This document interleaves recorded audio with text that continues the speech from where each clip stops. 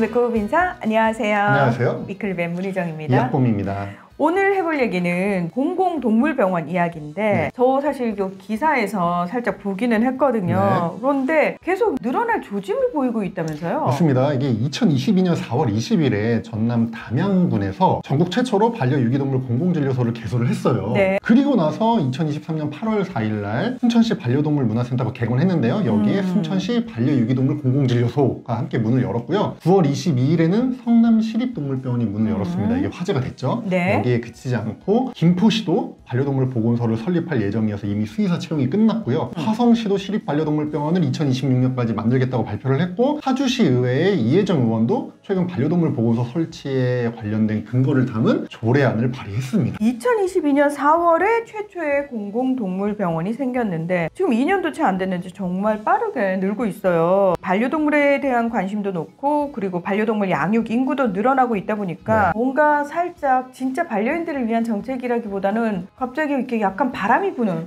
붐을 타는 그런 느낌도 없잖아 있는데 그러면 저는 여기서 진짜 궁금한 게 뭐냐면은 일단 지자체에서 이렇게 동물병원을 자체적으로 만들 수 있나요?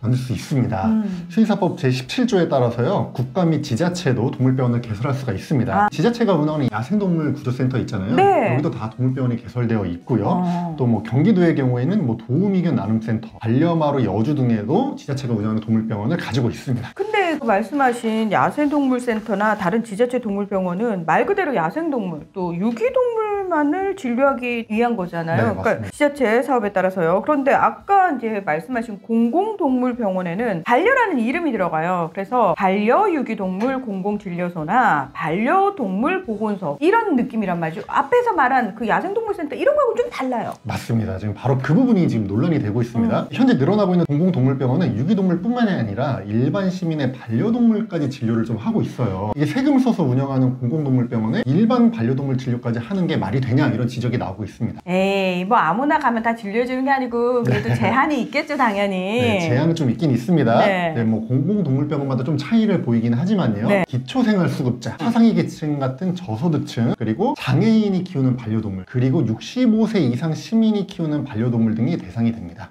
말 그대로 사회적 약자의 반려동물의 진료 혜택을 주겠다, 요 얘기잖아요. 맞습니다. 그런데 이제 뭐가 문제냐면은 공공동물병원에 대해서 이제 수의사들도 장애인이나 뭐 저소득층 보호자가 키우는 반려동물 납득하는 분위기인데요. 65세 이상의 보호자 진료에 대해서는 이제 의문을 표하고 있습니다. 소득 수준과 상관없이, 그러니까 보호자가 65세만 넘으면 무조건 혜택을 주고 있는데 그건 좀 아니다, 이런 얘기를 하는 거죠. 무조건 65세가 키우면은 무조건 진료해준다. 이거는 사실 저도 약간 흠칫하게 되는 부분인데, 왜냐면 세금이 들어가는 문제잖아요. 맞습니다. 성남시립동물병원을 보면요, 인근 동물병원의 평균가를 조사해서 진료비를 50에서 70%까지 저렴하게 제공하는 게 원칙이에요. 그러니까 세금을 써서 진료비를 낮게 받겠다, 이런 얘기죠. 이런 상황에서 일반 시민의 반려동물까지 진료를 하게 되면은 당연히 주변 동물병원에 피해를 줄 수밖에 없고 세금은 점점 많이 투입이 되겠죠.